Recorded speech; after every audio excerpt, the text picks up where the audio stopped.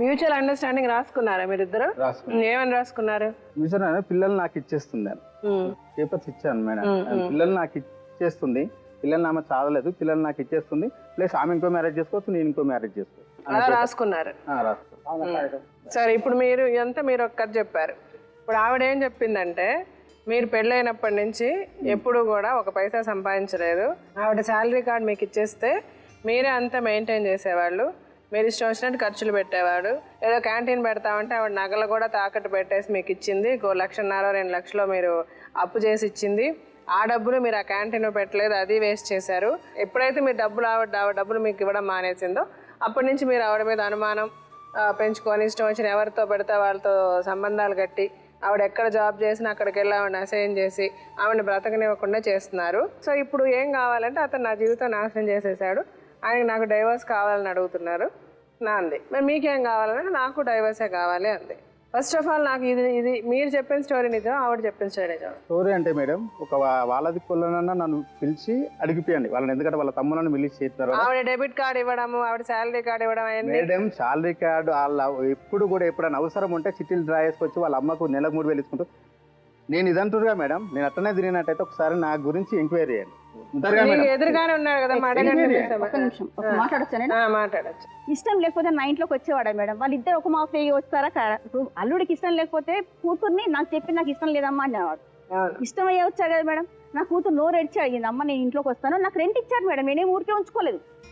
కానీ నేను ఒక్కనాడా వీళ్ళిద్దరి మధ్యలో గుత్తగుసలు అవుతే నేను నా కూతుర్ని తిట్టాను. 2013 మాత్రం నా కూతురు డిప్రెషన్లోకి వెళ్ళింది. ఆ సావ్యం దగ్గర డబ్బులు తీసుకొచ్చి ఇచ్చింది మేడం. ఎందుకు తీసుకొచ్చి ఇచ్చింది? ఈయన నా చెల్లెలు, మా చిన్నమ్మ కూతురు వీళ్ళ ఇంటికి ఆడపడుతూ అవుతుంది. వాళ్ళ దగ్గర ₹1,00,000 అప్పు తీసుకున్నాడంటే మేడం. అడగండి, నాకు డబ్బులు కావాలని ప్రాణం తింటుంటే అక్కడిక్కడ అడుక్కొచ్చి నా కూతురు మెయింటైన్ చేసింది మేడం. ఇది వాస్తవం. అతనికి కూడా తెలుసు కదా, నిజమే కదా. ఇప్పుడు ఒప్పుకోడు.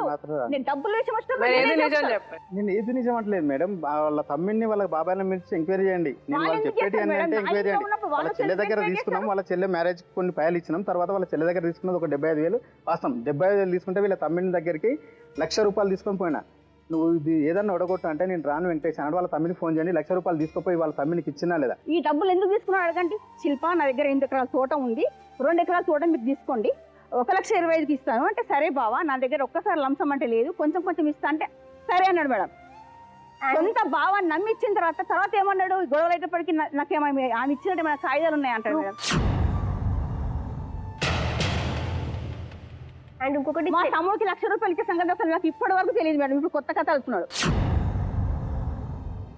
ఇప్పుడు ఆ అబ్బాయి ఎవరు? ఆ అబ్బాయి వీళ్ళ ఆఫీస్ లో పనిచేసే అబ్బాయి మేడం. అబ్బాయికి ఈవిడికి సంబంధం ఏంటి? కోలింగ్స్ మేడం. ఇప్పుడు ఈమె క్యాష్ దగ్గరలో ఉంటే అబ్బాయి డెలివరీ బాయ్. మరి అవసరం ఉన్నప్పుడు ఎవరి దగ్గర అడుగుకొచ్చి ఇచ్చింది అడగండి మేడం డబ్బులు. సరే, అప్పుడు డబ్బులు తెచ్చి ఇవ్వచ్చు అమ్మా, బట్ ఇద్దరికి సంబంధం 12 స్టార్టింగ్ లో పోయింది మేడం. ఆ అబ్బాయిని తీసుకొని నా చిన్న కూతురు ఇంటికి వెళ్ళింది. ఒప్పుకుంటా.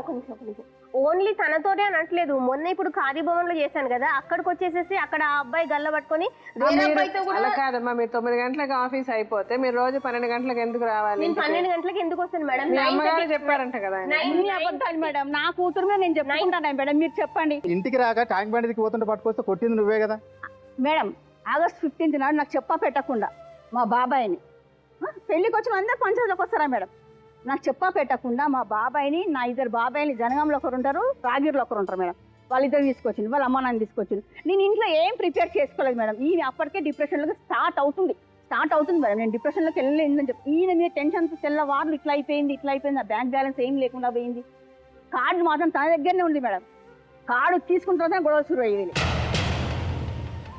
పిల్లల్ని కూడా మేడం స్కూల్లో వేసినాం.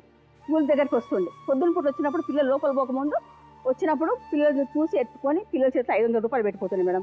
అమ్మాయిని ఒకదాన్ని వేసినప్పుడు తర్వాత మా ఒకవేళ పొద్దున కూడా మధ్యాహ్నం వచ్చేవాడు. మధ్యాహ్నం వచ్చేవాడిని ఇప్పించిపోయేవాడు మేడం. సరే తీసుకొని ఇప్పించిపోతాడని కూరుకున్నా. మొన్న రీసెంట్గా మేడం February 4th నాడు వచ్చిండు. పొద్దున వస్తే పిల్లలకి అనిపించలేదు, మధ్యాహ్నం వచ్చిండు. ఎప్పుడైనా ఇప్పించి వదిలిపోదనుకున్నా కథం తీసుకెళ్ళిపోయింది మేడం. 3 గంటల వరకు నాకు కబర్ లేదు.